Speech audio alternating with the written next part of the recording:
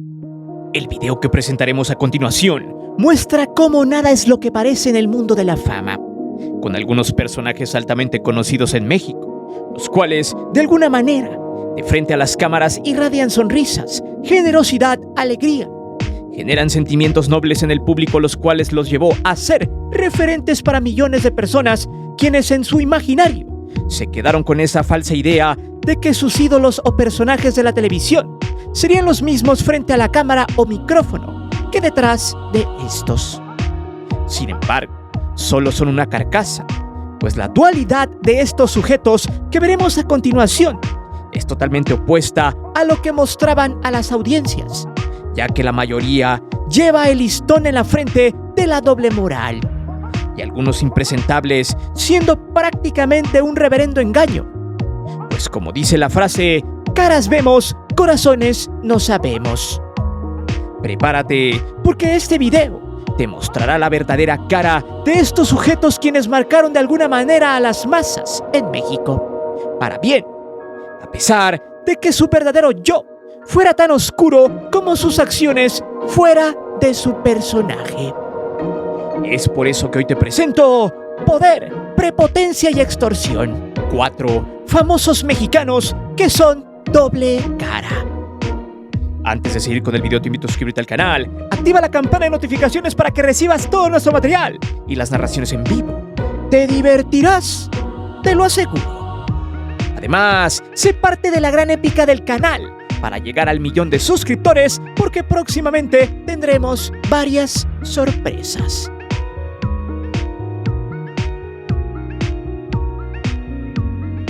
Jorge Negrete fue una institución de la actuación y de la música ranchera en la época del cine de oro mexicano. De hecho, era el amor platónico de muchas de nuestras bisabuelas y abuelas. Un tipo que delante de la cámara irradiaba simpatía, buena ondita, que desde 1938 hasta su adiós de este mundo terrenal fue parte de 38 largometrajes. La mayoría terminaron como objeto de culto del cine mexicano. Sin embargo, el charro cantor, como se le conocía, era una persona totalmente distinta tras bambalinas. Le encantaba la política y humillar a la gente. Fue uno de los soldados del PRI de la época.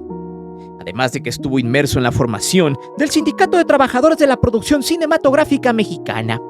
Y de ahí, con el apoyo gubernamental, restauró la Asociación Nacional de Actores, la famosa ANDA, de la que fue líder y donde su liderazgo le hizo tener varias enemistades, ya que, con el poder de esa asociación, tuvo la forma de amenazar y acabar con varias carreras, además de ser un completo ojete con otra de las actrices emblemáticas de la época como Silvia Pinal. De las enemistades que se aventó cuando fue líder de los actores, una que quedó en la memoria del colectivo fue cuando se agarró con Cantinflas por una mujer, la cual lo había acusado de violentar, todo por el contrato de la actriz Leticia Palma.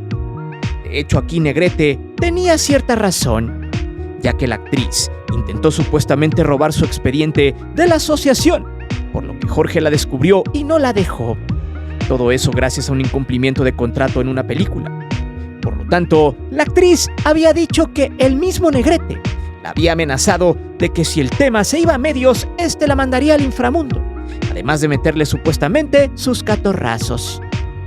Fue ahí donde Cantinflas salió al quite para apoyar entre comillas a la actriz, y por eso ambos actores terminaron odiándose a muerte. Sin embargo, el enojo de Cantinflas no fue por la actriz, sino porque estaba en contra del segundo periodo de Negrete al frente de la ANDA, por lo que aprovechó ese escándalo para hacerle una campaña negra. Al final, nada se comprobó, y Jorge Negrete procedió a vengarse de ella y la terminó vetando para siempre del medio de la actuación. Aún así, la carrera de esta actriz, en su mejor momento, solo duró 10 años y jamás volvió a figurar en alguna otra película. Otro de los escándalos de su abuso de poder fue contra el productor Luis Buñuel, quien estaba listo para dirigir la película Los Olvidados, que básicamente mostraba la dureza de la realidad de los niños de la calle en aquellas épocas y sobre la marginación de la sociedad de la Ciudad de México. Negrete argumentaba que no quería mostrarle al mundo esa cara de nuestro país, por lo que procedió a buscar la forma de vetar a varios actores que participarían en el largometraje. Al final final Negrete se la peló.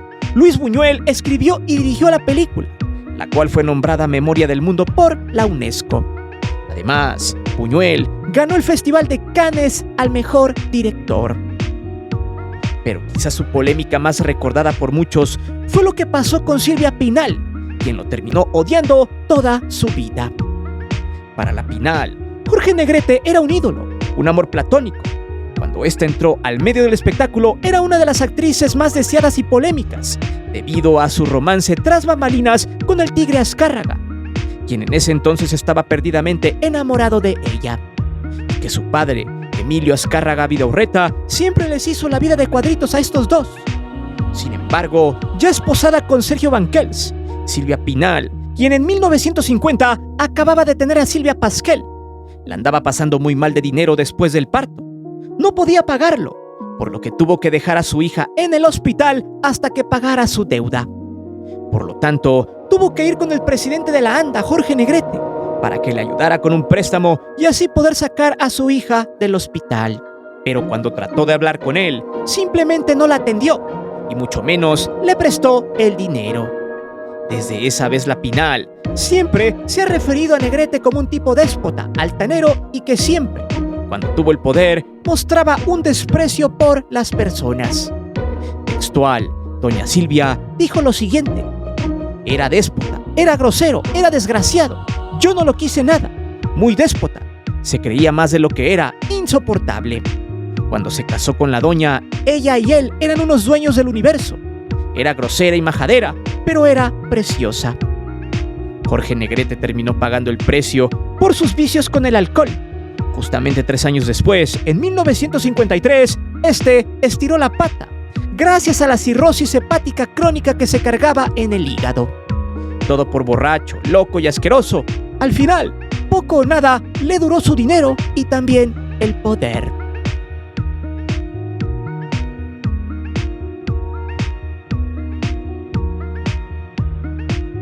Ya habíamos explicado que Cantinflas era otro tipo completamente diferente a lo que mostraba en sus películas y en su personaje. De hecho, todo ese desprecio y sus malas mañas las terminaron pagando sus nietos, quienes casi todos salieron malos y sobre todo amplios consumidores de la caspita del diablo y otros compuestos que dañan el sistema nervioso central. En realidad, la vida de todos ellos es miserable, destinados así rotundamente al fracaso. Pero en este caso, Cantinflas no era quien la gente creía. No era el ser humano que reflejaba en sus películas. ¿Por qué? Veamos. Cantinflas estaba muy metido en la política. Era un fiel lacayo del PRI en ese entonces. Y eso lo hizo tener más poder, mucho del que usted puede imaginar, ya que tuvo la osadía de apropiarse de varias tierras en esa y en la zona este del lago de Texcoco. De hecho, después de Jorge Negrete, Cantinflas al final se apoderó del poder de la ANDA, y eso lo hizo ser más influyente en la cuestión, no solo mediática, sino de bienes raíces. Pero, ¿cómo se apoderó de las tierras en el Estado de México? Muy sencillo, el gobierno en turno fue quien se las regaló. De hecho, no solo él se había apoderado de tierras con dueño. De ese escándalo salieron nombres de varios impresentables como Carlos Jan González, quien era regente de la Ciudad de México, Jorge Jiménez Cantú, y el gobernador del estado en ese entonces, el papá del Pelmazo, tío de Peña Nieto, el señor Alfredo del Mazo. Todo ese escándalo explotó por allá de 1982, gracias a las denuncias de la Central Campesina Independiente. No obstante, el problema no había surgido en esa época, sino 30 años atrás, cuando fue presidente el cachorro de la Revolución, el licenciado Miguel Alemán Valdés, en 1950. Hay que señalar que las asociaciones denunciantes eran los famosos enrenquistas, un movimiento de izquierda encabezado por el general Miguel Enríquez Guzmán, que jugaba siempre en contra del gobierno. A Cantinflas le regalaron varias hectáreas en Ixtlahuaca, donde se construyó la hacienda Los Reyes. También 5 hectáreas detrás de donde hoy es la FES Aragón, en la UNAM. Vaya, Cantinflas era un tipo que fue beneficiado por varios gobiernos en aquellas épocas, y además llevaba una vida gris debido a que supuestamente su esposa, la rusa Valentina Ivanova, no podía tener hijos. Esa era su principal frustración personal, Y eso lo hizo ser una persona altamente prepotente con quien sea, porque él era famoso y nadie, según, podía llegarle a los talones. Se sentía un dios y además creía que la gente debía rendirle pleitesía. Eso comentado por las personas del staff de sus películas, quienes se quejaban de las actitudes mamilas y caprichosas del actor. Eso lo hacía ser un tipo demasiado antipático. De hecho, en los Juegos Olímpicos del 68 se había negado a ser el rostro del evento, porque según él no le habían llegado al precio. Aún así logró hacer algunos spots publicitarios de la competencia. Otro de los casos es el tema de una segunda esposa, la cual supuestamente solo fue un timo, ya que una estadounidense llamada Joyce Jett había demandado por divorcio al actor, ya que según habían tenido relación cuando ella trabajaba en labor de limpieza en su penthouse en Houston. La demanda trascendió a pesar de que no comprobaron que eran pareja. Le ganó $10 millones y unas obras de arte, a pesar de que había comprobado que su empleada le había pedido $60,000 para comprarse un departamento. Dinero que según nunca le regresó. Aunque pregunto, ¿en serio Cantinflas iba a prestar ese dinero de buena gente? Molesto porque mancharon su imagen, el Bigotes de Bagre solo le dijo al abogado lo siguiente: bonito matrimonio me consiguieron con esta bruja. Cantinflas también fue consejero de Gustavo Díaz Ordaz, quien fuera recordado por la masacre en la Plaza de las Tres Culturas el 2 de octubre del 68. Todo esto documentado por el periodista Luis Guillermo Hernández, quien aseguró que el departamento de espionaje de la época relataba en un documento que Cantinflas utilizaba a su conveniencia ese poder mediático y político. De hecho, en las películas que hizo a color, cambió su estilo. En la mayoría, trataba de dar clases de moral a la gente, además de varios mensajes políticos. Mientras los fanáticos le creían, se seguía haciendo rico, en muchas ocasiones de manera ilícita.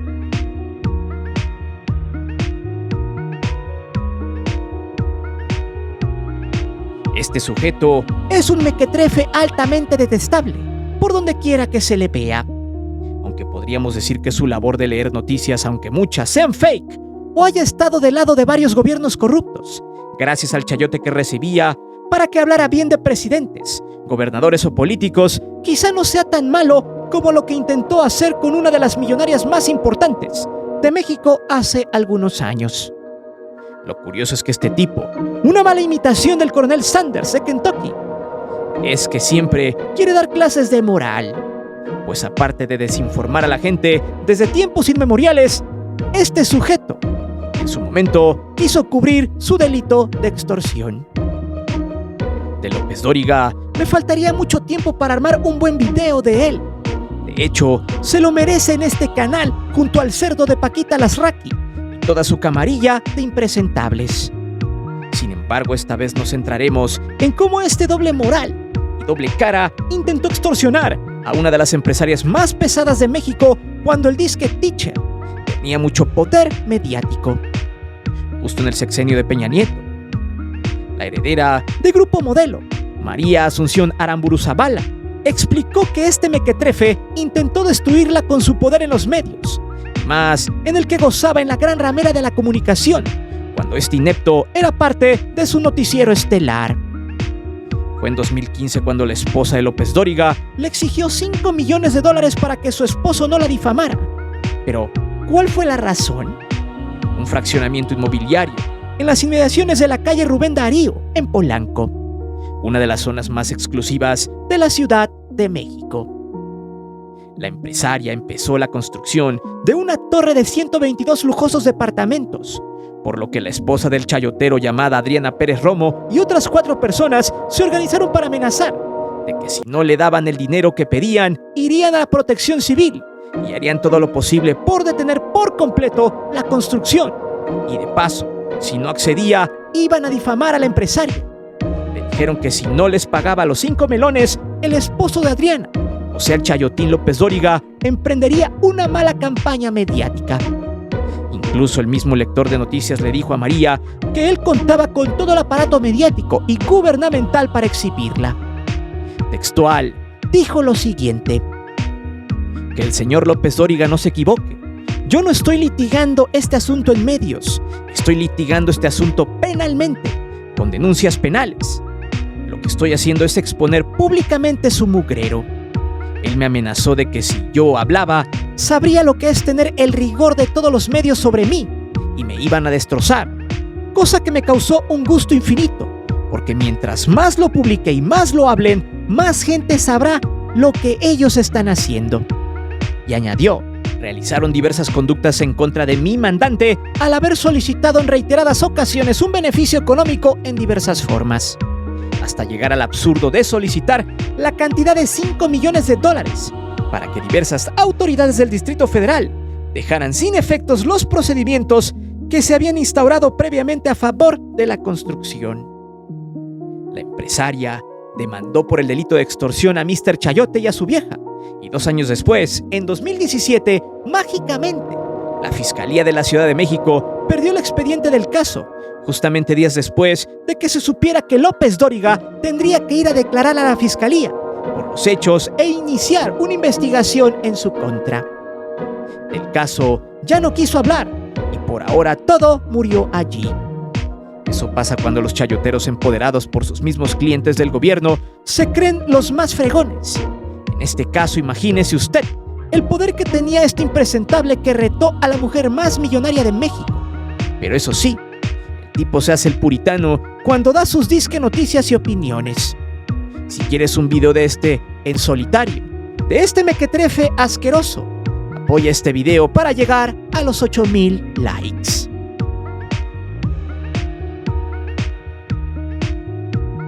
Este es otro caso donde la gente se deja llevar por el personaje y por el tipo que hace, en este caso, el doblaje de los diálogos. Hay que recordar que a partir del 2001 se estrenó la película del Ogro Verde, llamada Shrek, franquicia que tuvo 4 películas con el ogro y otras 2 con el gato con botas. Sin embargo, para Latinoamérica y el subconsciente de los fanáticos, la voz que le dieron al personaje principal, hasta el 2010, es la voz inconfundible de Alfonso Obregón, quien es un actor de doblaje muy famoso en México y que de alguna manera todos veían maravillados debido a su excelente trabajo detrás del micrófono. De hecho, ya se está cocinando la película de Shrek 5, la cual está prevista para el 2026. El caso es que Alfonso Obregón será un tipo ingenioso y talentoso con el timbre de voz que tiene, pero ya como persona parece que no es lo que la gente cree, ya que este sujeto tiene algunos escándalos y de hecho le acaba de explotar otro en la mano, debido a que se enfrenta a gente más poderosa que él. Obregón le ha dado vida a personajes como Shrek, Bugs Bunny, Kakashi Hatake en Naruto, Martin en Madagascar, Princesa Grumosa en Hora de Aventura, Alex Delarge en La Naranja Mecánica y Fox Mulder de la serie de los Expedientes Secretos X. Y a pesar de ser un tipo amable cuando trabaja haciendo su doblaje, en realidad es un tipo mamón. ¿Por qué? Bien, uno de sus escándalos fue cuando se encaró en una convención de cómics con un fanático que traía un cosplay de policía corrupto.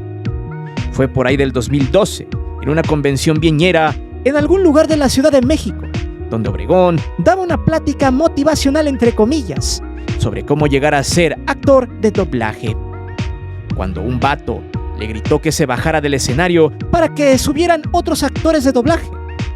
Por ahí estaba esperando a Mario Castañeda, la voz de Goku, quien seguía en la lista, por lo que el intérprete de Shrek se encendió en la tarima, no supo controlar su ira y buscó al que gritó. Ahí perdió la cordura y además el profesionalismo porque insultó y corrió al fan. Textual le dijo: «Ven a callarme, ten huevos y tú ven y cállame. Súbete a callarme, ven a callarme. ¿Por qué quieres que me calle? ¿Quién eres tú para decirme que me calle? ¿Quién fregados te importa? Si no quieres oír, salte de la convención». Luego este dejó el micrófono y se bajó a confrontarlo. El vato, lleno de ira, solo veía a Alfonso, con ganas de agarrarlo como saco de box. Luego quiso hablarle por las buenas, pero lo terminó regañando. Le dijo lo siguiente: «Un día va a salir uno más cabrón que tú». Pero el vato se lo quería escabechar a pesar de que hubiera gente tratando de detener el problema. Alfonso Obregón es déspota y grosero, De hecho, según algunos comentarios de gente que ha tomado clases con él, es una persona muy agrandada y cuando da clases muchas veces se ensaña con los alumnos, cosa que le trajo un nuevo problema, una demanda, que lo ha llevado hasta el bote, según C4 Jiménez. Hay que recordar que Poncho tiene una escuela de doblaje llamada La EDPA, donde imparte cursos de actuación y doblaje. Por cierto, la industria del doblaje en México es una mafia. Ya en su momento hablaremos de eso. Bueno, en uno de sus cursos se topó con una alumna que lo acusó de ser gandalla y mano larga. El problema es que su papá es un abogado ciertamente poderoso y ha emprendido una denuncia por la vía penal para entambar al actor mismo que fue detenido en el aeropuerto de la Ciudad de México hace algunas horas, antes de irse a Colombia. Allí la fiscalía lo topó y se lo llevó a declarar. El problema es que la joven agredida ya reveló supuestamente algunos audios y es por eso que lo mandaron a prisión preventiva. Hay que recordar que en diciembre del año pasado ya había tenido una bronca de esta índole, donde lo habían acusado de picarle el durazno a una alumna y de meterle mano en el área chica a otra. Denuncia que según no procedió y supuestamente el actor solo le había dicho a la alumna que apretara el asterisco cuando doblara su voz. Y es que eso había sido supuestamente la agresión. El problema es que este sujeto es pocas pulgas y le ha jugado al Vargas en varias ocasiones, que curiosamente ahora, como lo dijo hace algunos años al fan, se topó con otro más cabrón que él. Así es como estos personajes han sido unos doble cara. Han navegado en el foco mediático no solo por su trabajo delante de una cámara o un micrófono, sino que detrás de ella se han mantenido en la repugnancia del poder político mediático y sobre todo en esa fama rancia que suele ser efímera, pues esta puede morir de la noche a la mañana. Pero dime, ¿qué otro personaje mexicano es una blanca palomita frente a la cámara, pero un impresentable en persona? ¿Has tenido alguna anécdota con algún famoso? ¿Quieres que hagamos el video de Mr. Chayote?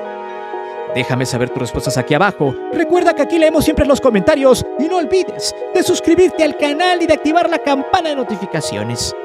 Mi nombre es Guillermo Antonio. Nos vemos. Hasta la próxima.